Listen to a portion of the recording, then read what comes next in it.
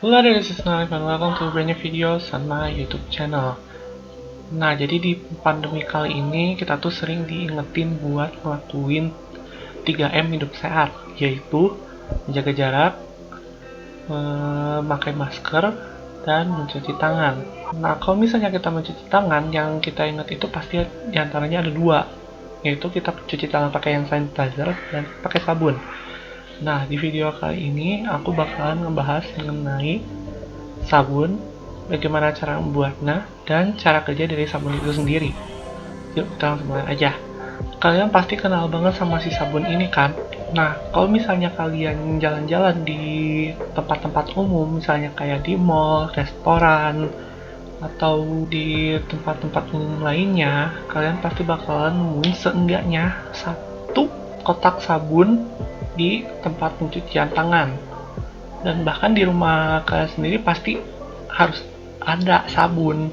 Sebenarnya sabun itu kayak gimana sih perjalanan ceritanya? Sekilas sejarah, sabun ini sudah dibuat sekitar tahun 2800 sebelum Masehi oleh bangsa Babilonia.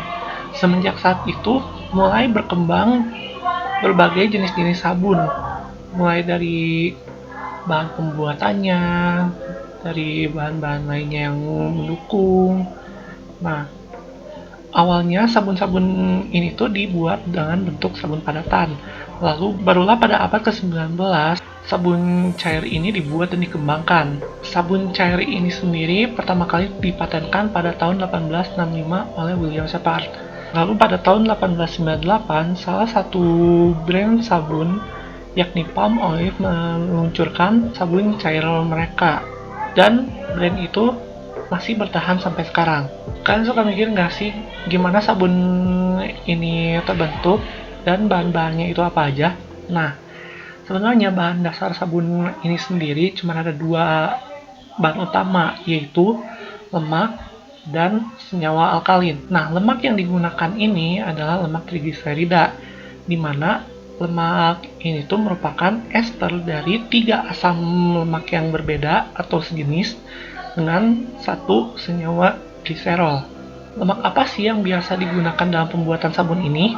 Bisa dari lemak yang terdapat dalam tumbuhan atau dari lemak yang terdapat pada hewan. Selanjutnya, bahan dasar lainnya yang tidak kalah penting dalam pembuatan sabun ini adalah senyawa-senyawa basa. Biasanya senyawa basa yang digunakan untuk pembuatan sabun ini adalah senyawa-senyawa kaustik seperti soda kaustik dan potas kaustik. Sering kita temui di kehidupan sehari-hari. Terdapat dua jenis sabun berdasarkan bentuknya, yakni sabun batang dan sabun cair. Nah, apa yang membedakan antara sabun batang dan sabun cair ini bakalan dijelas lebih lanjut lagi. Cara membuatnya adalah kita tinggal mereaksikan aja lemak dan senyawa kaustik ini. Nah, kalau misalnya lemak ini reaksi dengan senyawa kaustik, si lemak ini akan pecah menjadi dua, yaitu asam lemak bebas dan gliserol, seperti yang kita tahu sebelumnya. Asam lemak bebas ini akan berikatan dengan ion positif dari senyawa kaustiknya, sementara gliserol ini dia akan berikatan dengan ion negatif dari senyawa kaustik itu sendiri, menyebabkan perubahan sifat menjadi garam. Reaksi perubahan sifat inilah yang disebut dengan reaksi saponifikasi. Kembali ke topik sebelumnya, apa yang membedakan antara sabun batang dengan sabun cair? Nah, perbedaannya itu sendiri terletak di senyawa kaustik yang digunakan pada saat reaksi saponifikasi itu sendiri. Nah, untuk sabun batang sendiri, senyawa kaustik yang digunakan merupakan senyawa soda kaustik. Sementara untuk sabun cair, senyawa kaustik yang digunakan merupakan senyawa potas kaustik. Nah, kita sendiri kan udah tahu kan kalau misalnya sabun ini kita gunakan untuk membersihkan kotoran. Nah, pernah nggak sih kita bertanya gimana caranya si sabun ini bisa menghilangkan kotoran?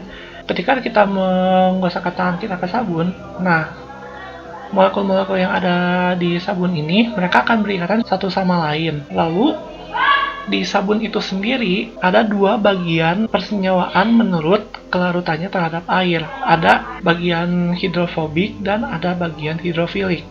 Nah, bagian hidrofobik ini dia akan berikatan dengan kotoran, misalnya ada di tangan kita atau di dalam baju kita, dan antar molekul sabun ini dia akan berikatan dengan kotoran itu sendiri membentuk suatu bentuk mirip bola yang biasa disebut dengan micelle. Kan seperti yang udah aku jelasin sebelumnya, di sabun ini ada bagian hidrofobik dan bagian hidrofilik. Nah, bagian hidrofilik ini nantinya dia akan menjadi selubung dari misel itu sendiri untuk bisa dilarutkan di dalam air. Kalau kalian sendiri tanya, sebenarnya bikin sabun itu tuh gampang atau susah nggak sih? Kalau menurut aku pribadi sih ya susah-susah gampang sih. Ada susahnya, ada gampangnya. Yang paling susahnya itu adalah menentukan berapa senyawa kaustik yang kita harus gunakan buat bikin si sabun itu sendiri. Banyaknya senyawa kaustik yang digunakan untuk membuat sabun ini kita namai dengan angka saponifikasi.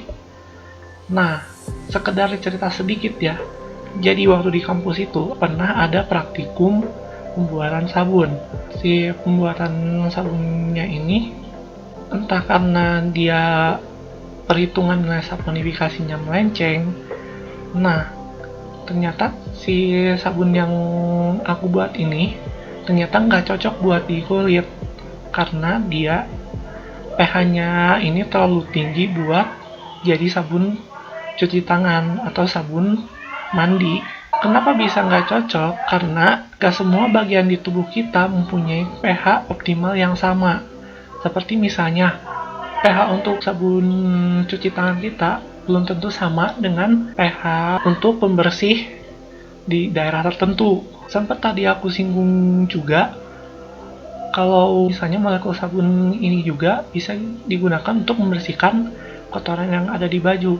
Apa yang aku maksud dengan molekul sabun pembersih noda pada baju? Kalau misalnya kalian pengen tahu, bisa komen di bawah. Maka kalau aku perlu buat ngejelasin itu semua. Oke, segitu aja buat video kali ini. Kalau misalnya kalian suka, kalian bisa blue the thumbs up. Kalian bisa pencet tombol subscribe-nya biar kalian bisa tahu kalau aku bikin video baru lagi. Dan kalian bisa share juga ke teman-teman kalian biar teman-teman yang lain juga bisa tahu. Thank you for watching. Good luck for everything and stay amazing. Saatnya beli sabun baru.